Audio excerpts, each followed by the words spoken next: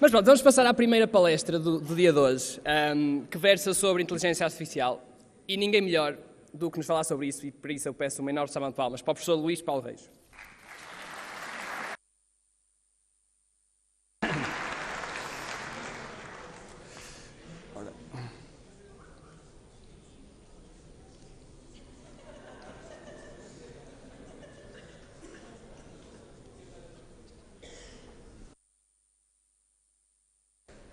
Ora, muito bom dia a todos. Vou então falar um pouco sobre inteligência artificial e robótica, com a ideia, sobretudo, de no futuro conseguir criar equipas de humanos e de robôs que sejam capazes realmente de cooperar e resolver em conjunto tarefas extremamente complexas. Como o colega já disse, então, o meu nome é Luís Paulo Reis, sou neste momento professor associado da Universidade do Minho, durante mais um dia, porque por acaso segunda-feira regresso aqui para a FEUP como professor, portanto foi uma enorme coincidência a data desta palestra, por acaso. E sou também vice-presidente da Associação Portuguesa para a Inteligência Artificial e diretor do LIAC, que é um laboratório maioritariamente constituído por pessoas da Universidade do Porto, que sobretudo estuda estes assuntos da inteligência artificial e da robótica, portanto, laboratório de inteligência artificial e ciência de computadores da Universidade do Porto. Esta vai ser a estrutura, então, desta apresentação. Vou começar por falar um pouco, então, de inteligência artificial, robótica e também de simulação, que muitas vezes nós utilizamos no sentido de conseguir testar e experimentar coisas que ainda não existem. É muito interessante utilizar robôs reais, mas para planear o futuro, muitas vezes nós necessitamos de planear, projetar e simular o comportamento de robôs que ainda não existem e que nós pretendemos que existam no futuro. Vou falar também de competições robóticas, com ênfase para competições que nós, através de equipas conjuntas aqui da Faculdade de Engenharia da Universidade do Porto, da Universidade do Minho e da Universidade de Aveiro, temos participado bastante, que são as competições em futebol robótico. Vou descrever alguns conceitos mais relacionados com isto da coordenação e um pouco também como fazer interação e aprendizagem em equipas de robôs. E falar de 3 projetos, muito brevemente, alguns deles. O projeto FC Portugal, então, que está relacionado com coordenação de equipa de robôs. Essencialmente, novamente, com a aplicação no futebol robótico, mas também com muitas outras aplicações. E 2 projetos bastante interessantes. Um projeto designado por Intel Wheels, que nós desenvolvemos há uns anos, essencialmente aqui na Universidade do Porto, e que agora vai ter uma nova versão futuramente, e que procurou desenvolver uma cadeira de rodas inteligente com uma cooperação bastante avançada entre o humano e o robô. Está bastante na moda, até por causa do recente falecimento do Stephen Hawking. Este conceito de cadeira de rodas inteligente é um conceito que toda a gente no mundo está a tentar desenvolver. Existem mais de 100 projetos ativos a tentar desenvolver o que são cadeiras de rodas inteligentes, e vou-vos falar então aqui um pouco do nosso projeto, que tem algumas características científicas bastante interessantes. Finalmente, vou falar um pouco do projeto Yerbo. Este é um projeto, essencialmente, de robôs dançarinos. A ideia foi criar robôs que sejam capazes de ouvir a música, perceber o tipo de música que estão a ouvir, perceber o batimento da música e ser capaz de se adaptar em tempo real e dançar ao som da música. É um projeto bastante interessante, até mesmo porque nos permitiu registrar, por exemplo, uma patente em conjunto com a Wonder Research Institute, que se calhar muitos de vocês conhecem, que é a empresa que desenvolve, por exemplo, o robô Asimo, que é provavelmente o robô ainda mais avançado do mundo. Nós trabalhamos em conjunto com eles e desenvolvemos algumas metodologias muito interessantes neste contexto. Falo então um pouco de inteligência e de inteligência artificial.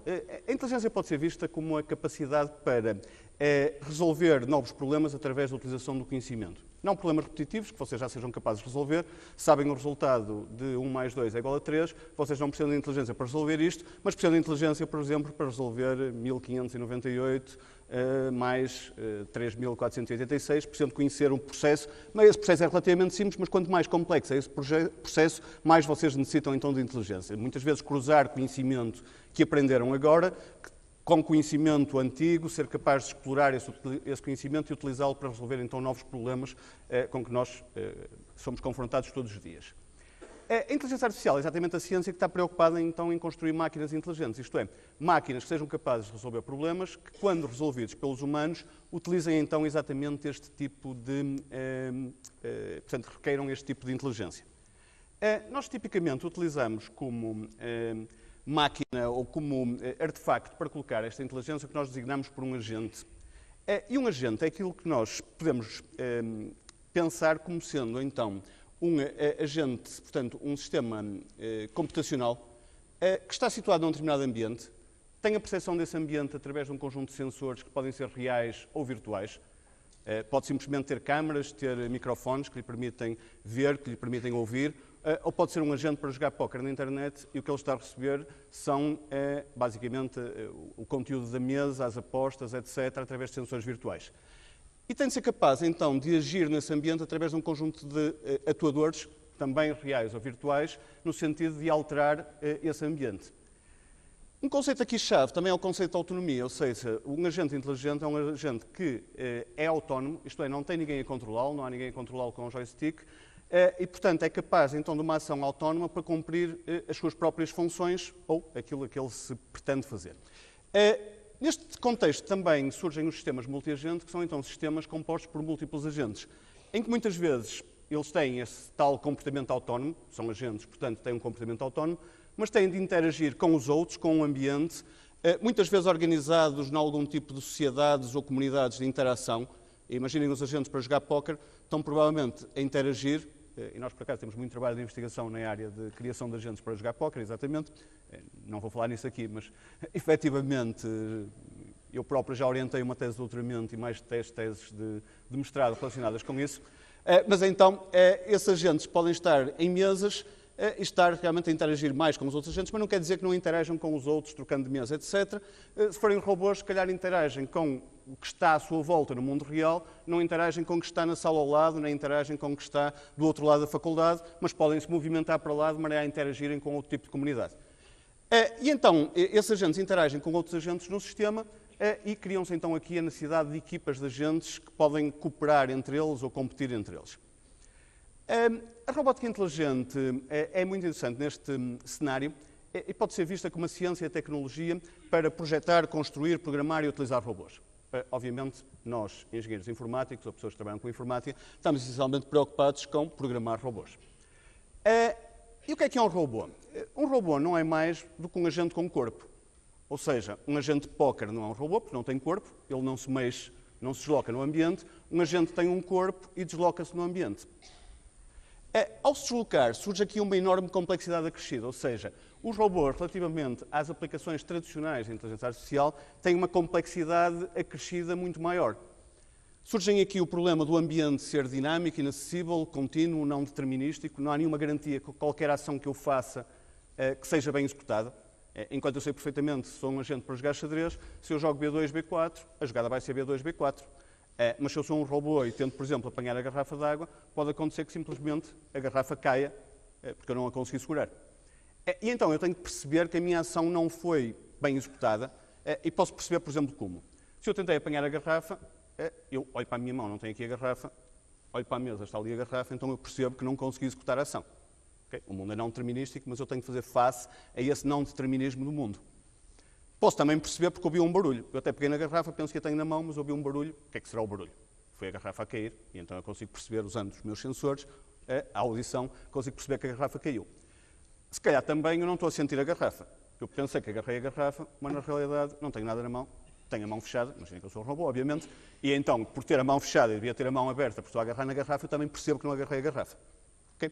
Mas é preciso fazer face a isto, o que torna a coisa muito mais complicada. E depois existe aqui uma panóplia também muito grande de outras complexidades. A navegação, é necessário navegar no ambiente, de maneira a uma pessoa deslocar, a interação com outros humanos e robôs, a coordenação, equipas de robôs, etc. Qual é o estado corrente, então, da robótica? Antigamente, a robótica era, sobretudo, vista e utilizada para, e os robôs eram utilizados para fazerem tarefas perigosas que eram difíceis de fazer diretamente pelos humanos. Ou então tarefas repetitivas que os robôs conseguiam fazer de uma forma muito mais eficiente do que, portanto, os humanos. No entanto, os robôs agora moveram-se deste tipo de aplicações de manufatura, de indústria, para uma quantidade enorme de aplicações que estão no nosso dia-a-dia. Desde aplicações domésticas, mascotes robóticas cada vez mais espalhadas, aplicações para entretenimento, aplicações militares. Um míssil, por exemplo, é um robô com um tempo muito curto de existência, mas não deixa de ser um robô. E com atuadores um bocado chatos. Tem um atuador principal final que realmente não é muito bom. Mas veículos inteligentes, cada vez mais, novas aplicações, desde pesca, agricultura, e sobretudo, aplicações multi-robô. Existem imensas aplicações multi-robô.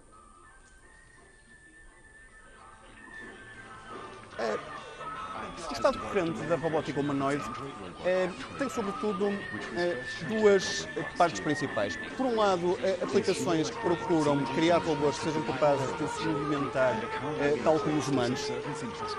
O ASIM, novamente, da onda com quem nós trabalhamos.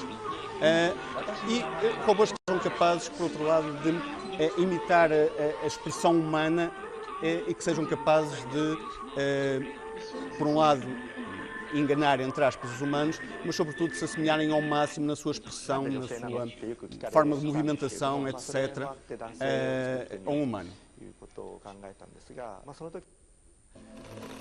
Há muitas outras aplicações também interessantes de robótica. Por exemplo, na área do desporto, nós trabalhamos bastante na área do desporto. Algumas das aplicações, desde robôs que são capazes de saltar para o topo de um prédio, até robôs que são capazes de correr mais rápido do que os próprios animais que imitam. No caso da Boston Dynamics, existem trabalhos absolutamente fantásticos de todo tipo de robôs. Robôs que são capazes de praticar ginástica, por exemplo, e capazes de saídas que parecem, à partida, impossíveis. Como está aqui.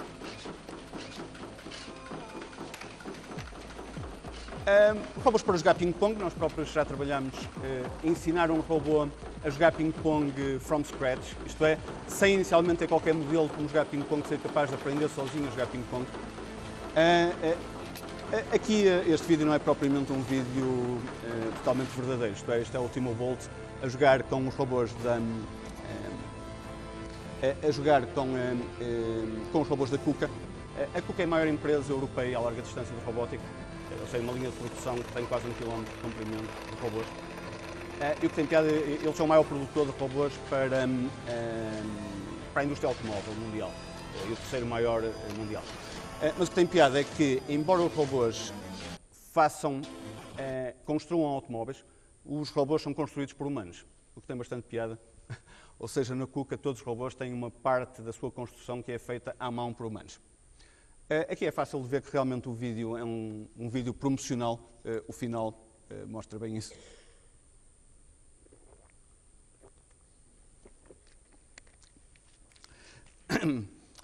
Not the best in ping-pong, but the best in robotics. E para fazer face aqui ao humano, então vamos fazer aqui uma cooperação de robôs, porque o Tim Bolt não pode ganhar. E, portanto, assim já é mais complicado. Mas, na verdade, já existem robôs que jogam a um nível muito razoável ping-pong. Trabalhamos bastante também, então, em coordenação em sistemas multi-robô. Os agentes, os robôs, não vivem sozinhos e muitas vezes é necessário que eles se associem em grupos, por exemplo, a passar um obstáculo ou serem capazes de empurrar uma caixa, por exemplo, que sozinhos não conseguiriam. Esta coordenação é muito útil e é necessária porque, tipicamente, nenhum agente ou nenhum robô individualmente tem os recursos suficientes, a informação ou a capacidade para executar sozinho a tarefa. E torna-se muito mais eficiente e muito mais produtivo executar as tarefas em conjunto. O melhor jogador de futebol do mundo não é capaz de sozinho, obviamente, ganhar a uma equipa adversária, precisa de uma equipa para conseguir desempenhar a sua tarefa. Simulação. Porquê a simulação? A simulação pode ser vista, então, como uma imitação de alguma coisa real, ou um estado, ou um processo ao longo do tempo, representando as características-chave ou os comportamentos do sistema físico ou abstrato. Nós podemos simular a mesma coisa de várias formas.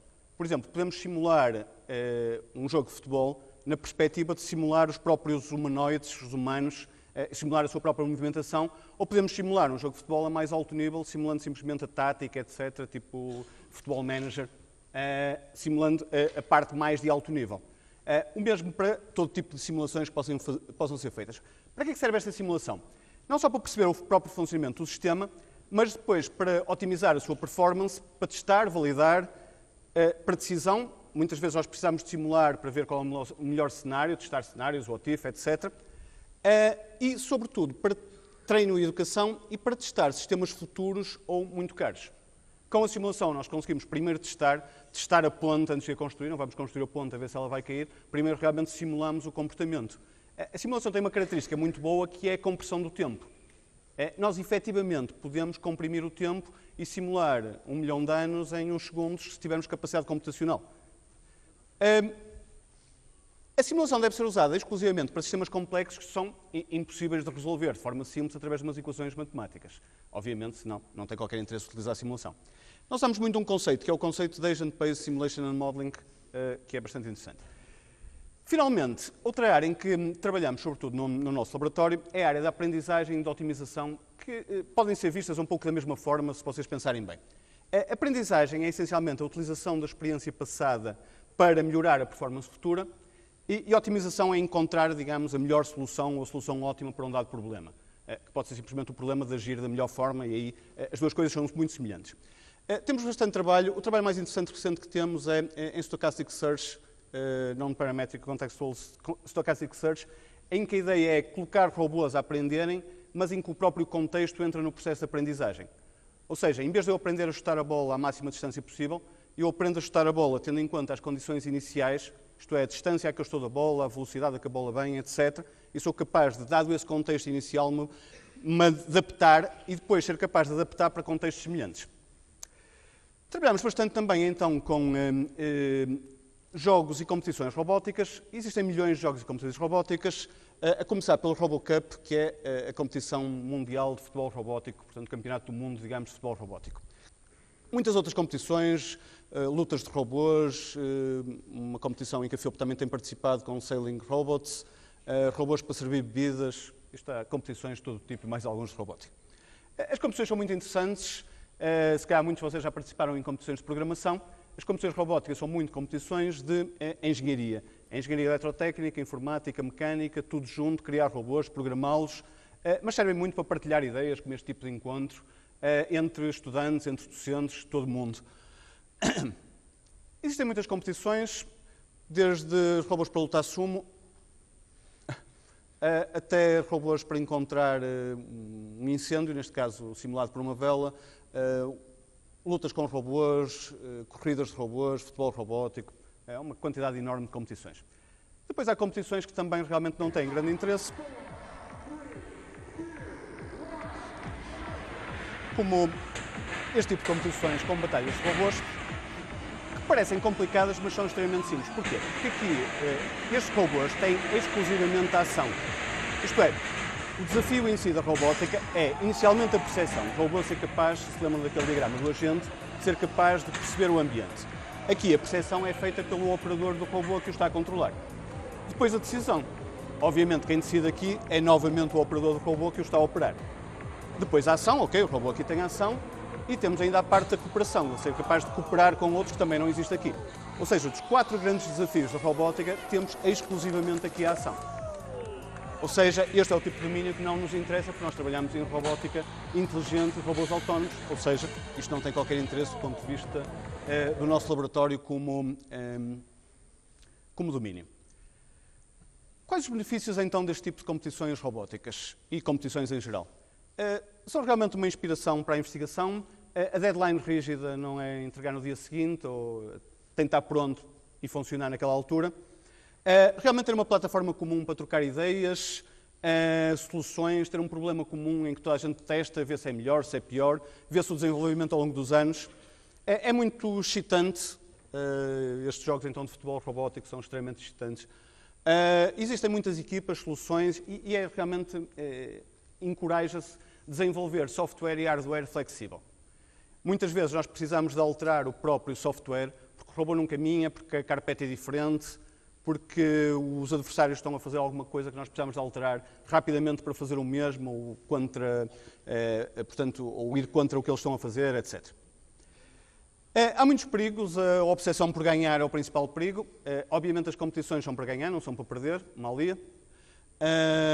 Lembro-me aqui há muitos anos, já lá vão 18 anos, estar aqui nesta mesma sala com o Fernando Santos a falar sobre futebol robótico e táticas, já foi em 2000, na altura em que ele era treinador do Futebol Clube do Porto, e na altura discutia-se um pouco exatamente isto. As competições são para ganhar, não são... Ok, e para ganhar é preciso lá estar. Pode-se perder muitas vezes, mas se não se estiver lá e a um nível muito bom, nunca se ganha. Ok, mas posto isto, não se ganha sempre. E perder é uma coisa normal da vida. Um campeonato do mundo de futebol, estão lá 32 equipas, ganham uma, as outras 31 perdem. Portanto, as pessoas têm de aprender a perder também. Por outro lado, as Act Solutions, muitas vezes é a solução que só funciona naquela carpete, só funciona exatamente naquele robô, configurada daquela forma, senão não funciona. Okay, isto não tem, do ponto de vista científico, não tem grande interesse, mas muitas vezes é necessário um bocado de hacking final para mexer um bocado nos parâmetros, mesmo depois de estar tudo pronto. E, sobretudo, conclusões inválidas. Nem sempre a melhor abordagem científica ganha, muitas vezes ganha uma abordagem completa, mas que funciona, e a equipa que tinha a melhor abordagem científica, naquele momento o robô teve uma falha catastrófica, inexplicável, vá-se lá perceber. No dia seguinte funciona, e vá-se lá perceber. Eu lembro-me há muitos anos de nós perdermos uma competição, em que perdemos um jogo com uma equipa chinesa, na altura estava a fazer o meu doutoramento, portanto já foi há muitos anos, mas então perdemos um jogo com uma equipa chinesa que não conseguimos explicar como é que aquilo foi. Eles ganharam 1-0. Eu estava a fazer os testes para a minha tese de doutoramento e fiz 1000 jogos com a equipa chinesa, no meu laboratório. Exatamente o mesmo binário, o nosso binário, o binário que jogou contra nós, portanto, ou seja, isto era uma competição de simulação. 1000 jogos, não perdemos nenhum. Empatamos, não me falha a memória, empatamos 7 jogos e ganhamos outros todos. O que é que acontece? Resolvi organizar um torneio de demonstração de futebol robótico e então, nesse torneio de demonstração, usei os computadores do meu laboratório, onde fiz os testes, usei as equipas que tinham ficado nos 8 primeiros lugares do RoboCup anterior e a final foi, obviamente, a nossa equipa contra a equipa de Tsinghua da China e, nessa competição que aconteceu, a equipa da China ganhou 1-0. Exatamente o mesmo computador em que eu fiz todos os testes, exatamente o mesmo ambiente, clicar no mesmo botão, só não era embates, mas exatamente.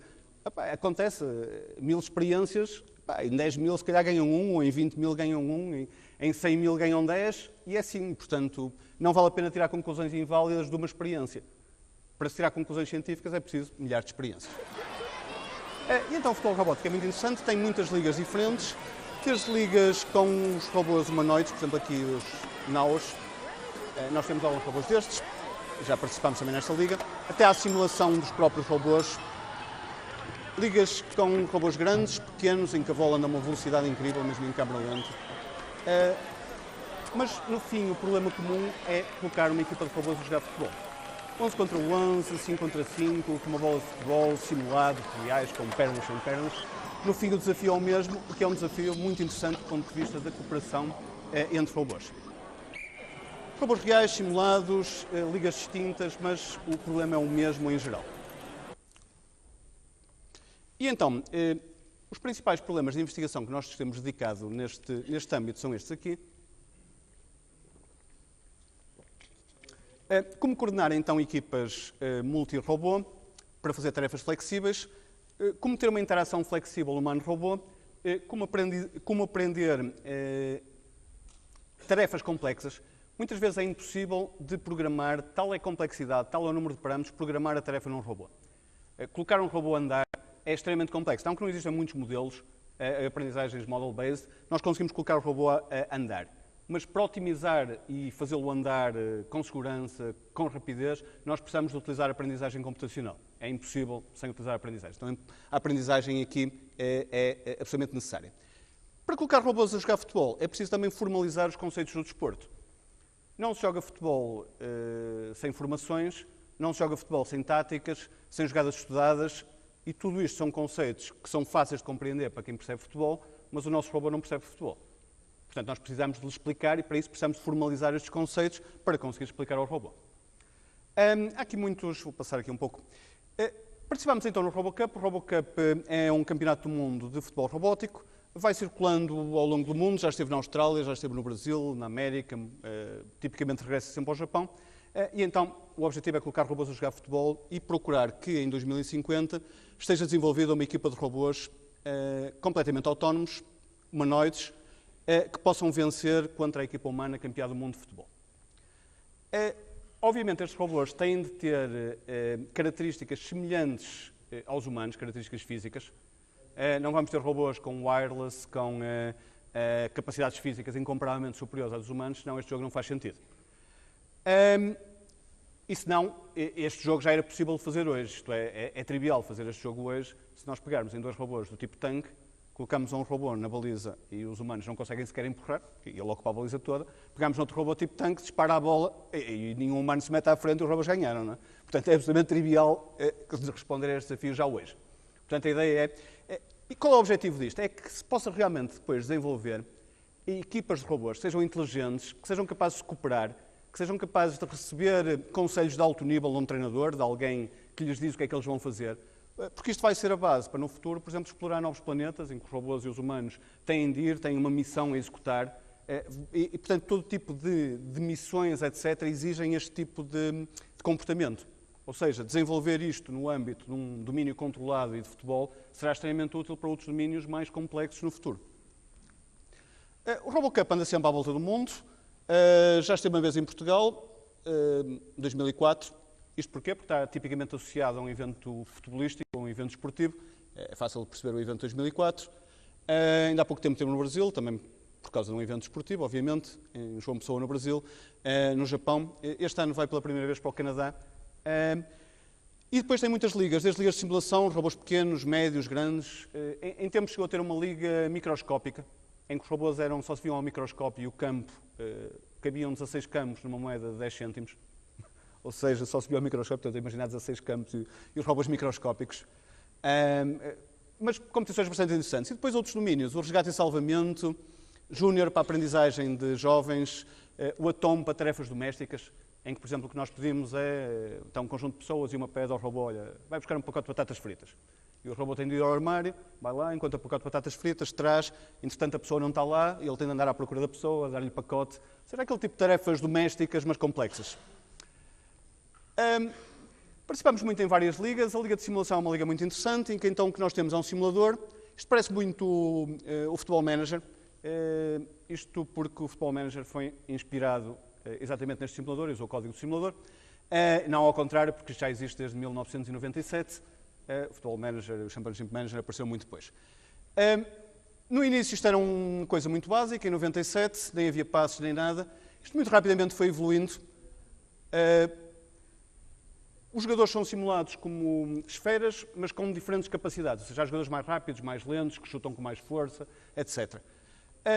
Isto muito rapidamente evoluiu. Em 2000, quando nós, por acaso, a Faculdade de Engenharia, em conjunto com a Universidade de Aveiro, ganhou o Campeonato do Mundo, aqui já se via, e esta é a nossa equipa a jogar, já se via alguma tática, desmarcações, ir à linha de fundo, cruzamentos, ao primeiro poste, via para o segundo, e vê-se aqui uma formação 4-3-3, claro, a equipa a defender de uma forma mais concentrada, mais fechada.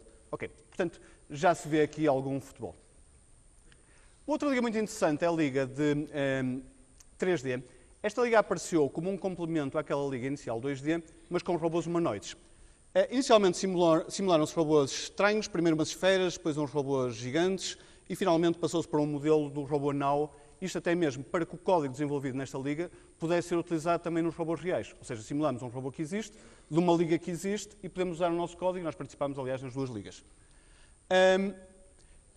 Aqui é muito difícil, sobretudo, colocar os robôs sequer a caminhar. Inicialmente isto então era uma liga simplesmente com esferas.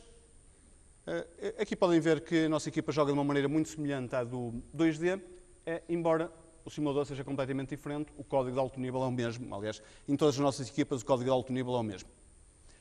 Passou depois então para uma liga com estes robôs humanoides e muito rapidamente passou... Isto aqui... E muito rapidamente então passou para o Now. Todas as equipas desenvolvem só o software, os robôs são iguais, mas eles parecem extremamente diferentes. Só a maneira de caminhar até parece que aquele robô é mais pequeno. Isto porque os algoritmos são completamente diferentes, ou seja, a diferença é exclusivamente software. Ali uma pequena carga de ombro. É muito complicado sequer manter os jogadores em pé. Eles estão sempre a cair, obviamente, como os robôs reais. O contacto entre os robôs tem a vantagem aqui que eles não se estragam. Os reais caem 2 ou 3 vezes e já partiram a bacia.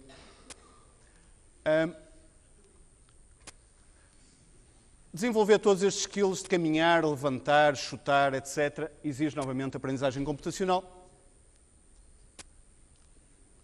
Aqui um passo um bocado mal conseguido, mas até era bem pensado. Muitas vezes o robô decide bem, mas pensa mal. Aqui o guarda-redes também nunca poderia fazer o que ele vai fazer se fosse um robô real, porque facilmente partia também. Existem depois outras ligas, a Liga de Robôs Médios, em que aqui joga-se com bola de futebol, 5 robôs por equipa. Nós também temos aplicado alguma da nossa investigação nesta área. E, portanto, nós temos várias equipas, tipicamente em cooperação entre a Universidade do Porto, a Universidade de Aveiro e a Universidade do Minho, para todas estas ligas que aqui estão. No total já ganhamos mais de 40 prémios internacionais, ou de campeonatos europeus, ou de campeonatos do mundo, com estas equipas. Um dos problemas principais aqui é o problema da coordenação. Isto é, nós temos que coordenar robôs. Como fazer isto? Isto exige realmente estratégia, existe coaching, isto é, alguém que dá conselhos de alto nível, mas que os robôs têm de seguir usando a sua decisão individual, formações, execução de planos, interação, aprendizagem, comunicação, etc. Isto exige então formalizar conceitos do desporto, desde o conceito do que é uma tática, uma estratégia composta de táticas, nós temos uma formalização completa disto, até formalizar o que é uma formação, que nós também temos uma formação, uma forma de formalizar isto. Formalizar o conceito do jogo propriamente dito, nós utilizamos aqui PetriNet, redes de Petri estendidas, para fazer a formalização dos vários momentos do jogo e da passagem, porque o comportamento da equipa tem de ser diferente, se a bola está parada, se está a atacar, se está a defender, etc. Não vou explicar isto em detalhes, isto é a formalização da estratégia, composta por táticas, por sua vez formações, que são usadas em diferentes situações e que definem também o comportamento individual dos jogadores a vários níveis, com bola, sem bola, ou ativo, passivo, digamos. Também temos o conceito de formação. Aliás, fomos nós que introduzimos o conceito propriamente de formação no RoboCup. Aqui podem ver a nossa equipa com uma formação 4-3-3, contra a equipa que nesse ano era a equipa campeã do mundo, em que podem ver que a formação deles é uma formação completamente estranha. Para formalizar isto, então, nós utilizamos, sobretudo, o que nós chamamos posicionamento estratégico, baseado em situações com triangulação de Delaney, em que usamos a triangulação tendo em conta a informação que é conhecida dos vários agentes. Informação que é partilhada por eles, eles têm todos uma visão diferente do campo, mas todos eles sabem razoavelmente onde é que está a bola, sabem razoavelmente qual é o modo de jogo e, sobretudo, usam isso para se coordenar e definir as posições desejadas dependendo de onde está a bola, onde eles desejam estar. Isto depende da situação também, por exemplo, num livre indireto, não vamos colocar os jogadores aqui, nem precisamos definir o livre indireto para aqui, porque é o livre quando a bola é passada para o guarda-redes, que é um livre indireto a favor da equipa adversária, vamos colocar, obviamente, os jogadores todos ali dentro, exceto alguns prontos para sair para o contra-ataque. Isto permite-nos também, permite-nos também, com meia dúzia de pontos, definir formações com qualquer número de equipas, de qualquer tipo e para qualquer jogo. Podemos definir formações para handball, para rugby, e aliás, uma das coisas com piada, formações para robôs, por exemplo, médios, definir exatamente da mesma forma, com a mesma aplicação, com o mesmo código, em que podemos aplicar a todas as nossas equipas.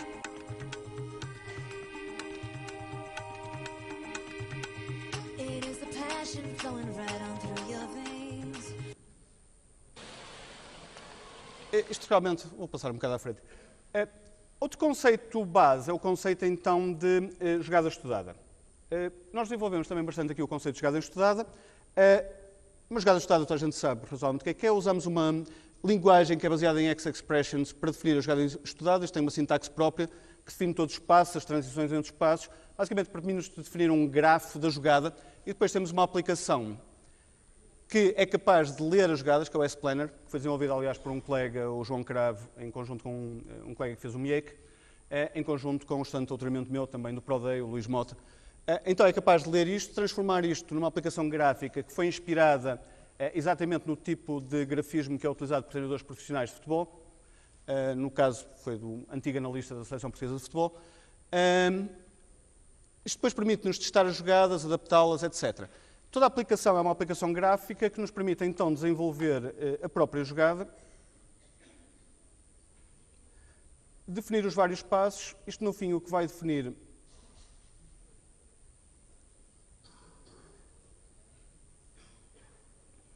no fim, o que isto vai definir no good.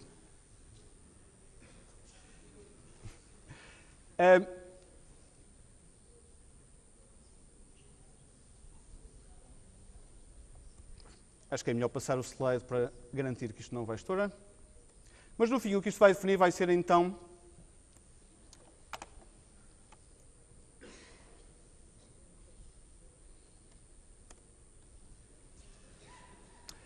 vai definir um grafo, então, com todas as as possibilidades de transição da jogada, grafo esse que é utilizado como base para a jogada estudada com múltiplas alternativas. Vamos ver se isto recupera. Esperamos que sim.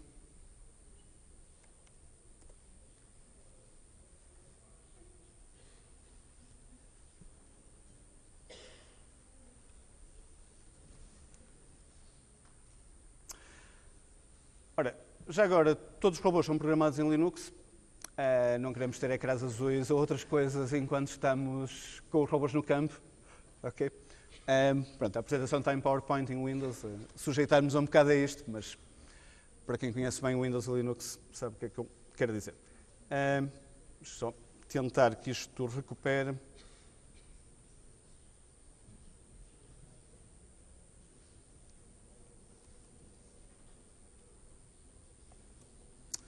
Ok.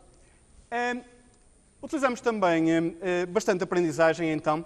Não vou ter tempo para passar isto, mas realmente a aprendizagem é utilizada praticamente em todas as partes. Isto porque realmente, muitas vezes é muito fácil aprender tarefas como jogar um jogo de ping-pong, mas se nós compararmos o resultado de colocar robôs a jogar um jogo de ping-pong ou a jogar um jogo de futebol versus os humanos, vemos que ainda temos muito a aprender com eles e as técnicas de aprendizagem, com cada vez maior disponibilidade de dados, são essenciais para isto.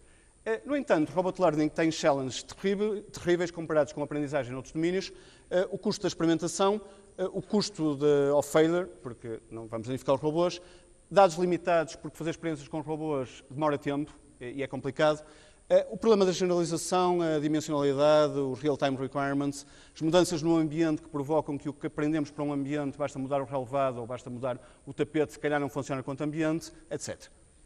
Nós temos um modelo de aprendizagem bastante interessante, que eu não vou explicar, mas que é baseado... A ideia base é a utilização então do contexto, que é nós podermos ter múltiplos contextos e sermos capazes de aprender não parâmetros ótimos, mas séries ótimas. O que é que isto nos vai permitir? Vou mostrar um exemplo em vez de explicar. E vou-vos mostrar aqui um exemplo muito simples, que é o exemplo do nosso chute. Nós, partindo do modelo, este modelo foi feito à mão, permite-nos chutar, por exemplo, a bola a 10 metros, nós conseguimos otimizar o nosso chute e chutar o dobro da distância. O chute é exatamente o mesmo, simplesmente foi otimizado para chutar quase o dobro da distância. Só que otimizar simplesmente para a distância não chega, nós precisamos de otimizar e então o que nós conseguimos fazer é, partindo do modelo inicial, otimizar a própria série, não os parâmetros. Aqui tem um pequeno exemplo. Usando aquele chute que chutava 20 metros, nós optimizamos o chute para chutar a qualquer distância. Na realidade não é qualquer distância, este tem limites, ele chuta entre 13 e 20 metros, mas estão a ver que está a usar exatamente o chute e o que ele aprendeu foi a falhar a bola, se repararem. Porquê? Porque aquele chute é poderosíssimo, ou seja, o que ele aprendeu foi a dar raspão na bola para ela chutar 3 metros, 4, etc. E faz com que a série consiga depois chutar a qualquer distância, porque ele está a aprender exatamente a própria série. Isto vai funcionando melhor com a distância, mas chuta a qualquer distância. Aquela aplicação das formações permite-nos, por exemplo, uma coisa muito interessante que é aprender formações de qualquer tipo. E aqui no futebol robótico, com estes robôs, o que ele aprende é formações de rugby. Porquê? Porque, na realidade, quase rugby, porque não existem fora de jogo. Como não existem fora de jogo, o objetivo é ter muitos jogadores na zona da bola. Ao contrário da outra liga, em que o objetivo é ter os jogadores bastante espalhados, aqui o que nós fazemos, essencialmente, é ter imensos jogadores em cima da bola para pressionar os adversários e conseguir isto, que é um jogador caiu, o outro conseguiu marcar o golo muito facilmente. Aqui mais um exemplo. Novamente, para conseguir driblar, por exemplo, também é necessário utilizar a aprendizagem. E aqui o chute, aqui vai ser o chute com a máxima potência, obviamente, para conseguir marcar o golo. Conclusões desta parte, e penso que, infelizmente, não vou ter tempo para falar dos outros projetos, já está mais ou menos planeado, por isso é que as conclusões estão aqui. Se estiverem interessados nos outros projetos, a cadeira de rodas inteligente e dos robôs dançarinos, terão oportunidade para ouvir falar neles no futuro. Conclusões, então, relativas à nossa abordagem aqui do futebol robótico. O que nós temos tentado, sobretudo, então, é coordenação de equipas em ambientes com adversários, utilizando estratégia, formações, posicionamento estratégico baseado, então, em triangulações de Laneway, utilizar redes de Petri estendidas para a formalização do próprio fluxo do jogo, Temos uma outra abordagem que é este DPRE, que é uma forma de Dynamic Positioning and Role Exchange, em que os jogadores trocam de posições e de papéis consoante isto for útil, também baseado em funções de utilidade. Jogadas estudadas, também baseado em coisas que conhecem, base de algumas das linguagens de programação. E o que desenvolvemos, então, foi um completo framework que tem táticas, formações, incluindo interfaces gráficas. E então, uma biblioteca genérica de coordenação, que pode ser utilizada para coordenar qualquer tipo de equipa, com robôs pequenos, robôs grandes, robôs médios, e que permite fazer o oposto do que é habitual. Normalmente as pessoas libertam um código-fonte de baixo nível. E esse código-fonte permite que as pessoas depois desenvolvam um código-fonte de alto nível. O que nós fazemos é o contrário. O que nós temos é um código-fonte de alto nível e permite às pessoas utilizarem, livram-se do problema da coordenação e da decisão, porque ele está resolvido no nosso código-fonte, e podem se dedicar à construção dos robôs, podem se dedicar ao controle dos robôs e às tarefas mais de eletrotecnia, etc. Portanto, nós fazemos a parte informática e de coordenação e permitimos que, com o nosso código, os outros então possam simplesmente passar o estado do mundo e têm direito a uma decisão que tem já isto tudo. Táticas, formações, jogadas estudadas, etc. Isto é muito útil, então, para fazer investigação em robótica de baixo nível, para quem a quiser fazer. Ou seja, a nossa investigação é em robótica de alto nível para desenvolver o framework e permite aos outros, então, fazer investigação em robótica de baixo nível. Temos tido metodologias, então, com bastante sucesso em competição, para diferentes robôs, diferentes tarefas cooperativas. Já participámos e, inclusive, ganhamos um campeonato europeu também de RoboCup Rescue, que é aplicar isto, mas para resgate e salvamento com equipas de ambulâncias, polícias, etc., que fazem o resgate de uma cidade em chamas, portanto, de civis, tentam desbloquear as estradas, apagar os fogos dos edifícios, etc. Portanto, isto tem aplicações não só, obviamente, no futebol robótico, mas em todo o tipo de tarefas que implique coordenação e cooperação, então, entre humanos e robôs. Okay.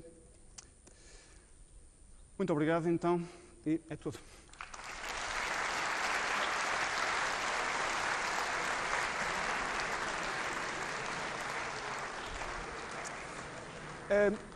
Se tiverem questões, estejam à vontade.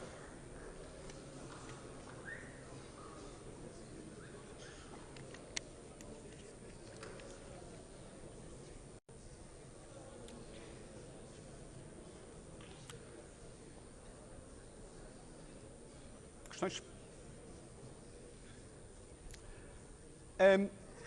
Se estiverem interessados em participar em algum destes projetos, mesmo os dois que eu não falei, ou outros projetos relacionados essencialmente com robótica inteligente, simulação inteligente, no âmbito de teses de mestrado, teses de doutoramento, ou simplesmente porque acham interessante e gostavam de começar desde já, nos primeiros anos, por exemplo, do vosso curso, a fazer alguma investigação nestas áreas de inteligência artificial e de robótica, estejam à vontade para falar comigo, ou com o meu e-mail atual institucional, que vai continuar a funcionar, ou com o meu e-mail equivalente, portanto, lpreis@fe.p.pt, aqui da Faculdade de Engenharia.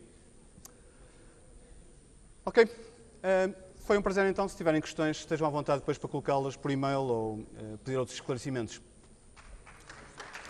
Obrigado. Muito obrigado. Obrigado.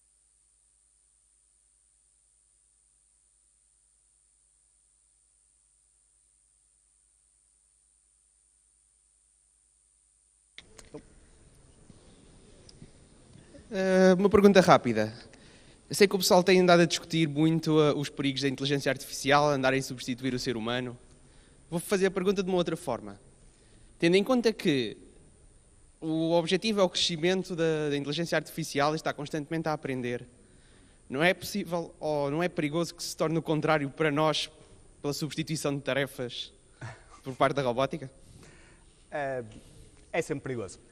Isto é, há muitas formas, efetivamente, de termos aqui uma catástrofe e o mundo acabar, desde as armas nucleares até à destruição do ambiente e do planeta, e a inteligência artificial, aquela inteligência artificial global que vai tomar conta do mundo, é um perigo óbvio, não é? Se calhar não no nosso tempo, mas num futuro distante, certamente que é um perigo. Mas como todos esses perigos, na realidade, a humanidade adapta-se a eles. E são criados mecanismos exatamente para obviar esse perigo e para garantir que tal não se vai verificar. O objetivo, sobretudo, é sempre desenvolver aplicações, robôs ou aplicações inteligentes. Nós, por exemplo, temos agora um novo projeto que está a começar aqui no LIAC, na Faculdade de Engenharia, em que nós vamos utilizar a inteligência artificial para melhorar as operações da ASAI, da Autoridade de Segurança Alimentar e Económica. Ok, o que é que nós vamos fazer aqui? Vamos utilizar a inteligência artificial não vai substituir, de certeza, os técnicos da ASAI que dominam, etc., mas vai ajudá-los dando-lhes informações muito mais fidedignas e ajudando-os a criar os planos de fiscalização, de maneira a, obviamente, garantirem que a fiscalização é muito mais útil e muito mais bem-sucedida.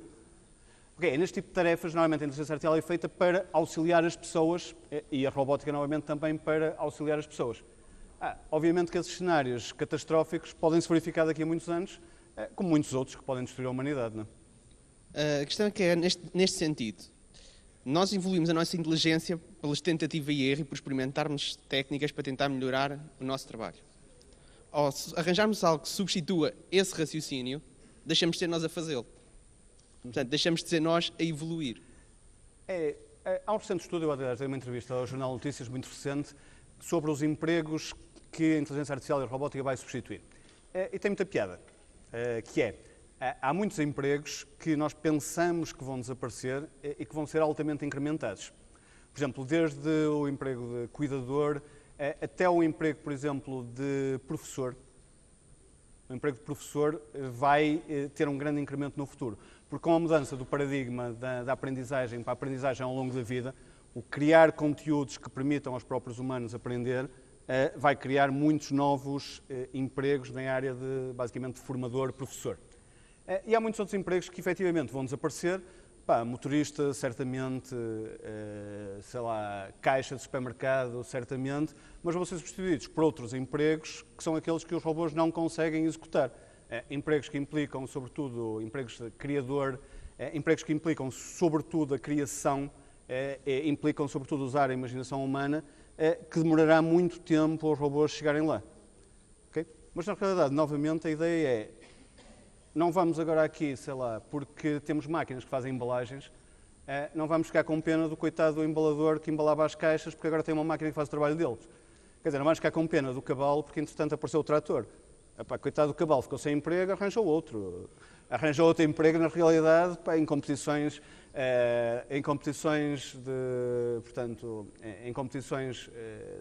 que têm a ver com hipismo, etc. Mas pronto, é assim a vida, não há nada a fazer. Portanto, o desenvolvimento é imparável, não há nada a fazer quanto a isso. Portanto, não vale a pena nos preocuparmos com esses cenários, na inteligência artificial e muitas outras áreas.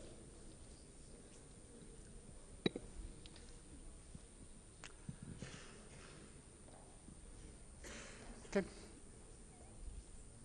Ora, se calhar penso que estamos no nosso limite. Novamente, muito obrigado, foi um prazer.